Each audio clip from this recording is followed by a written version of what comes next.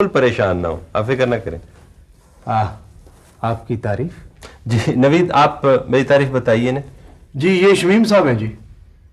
हाँ जी, इस guest house के मालिक हैं। और अभी थोड़ी देर पहले जो खातून खड़ी थी ना यहाँ पे, वो इनकी बेगम है, मिसेस शमीम।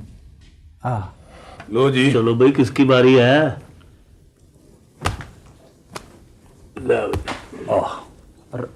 ये क्या है? ओए, आराम से बोलो, जितने मर्जी जोर लगा लो, दिक्कत तो मेरी होनी है। चौसर तो बनी बनाई आ गई है भाई।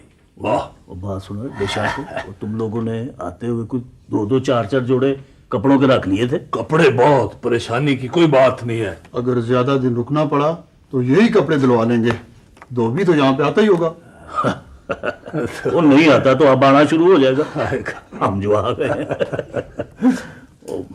जो बातें इंतजामिया के जहन में नहीं है, कुछ हमारा भी तो फर्ज है ना कि हम उन्हें बताएं, कुछ सिखाएं। हाँ बिल्कुल बेशक यार, ध्यान से बेशक। क्या करता है यार। टिप टिप करता मैं फीस बनाऊंगा, मौका मिल जाएगा तो कापियां ले आऊंगा। डिडिडिंग डिडिडिंग डिडिंग डिडिंग डिडिंग।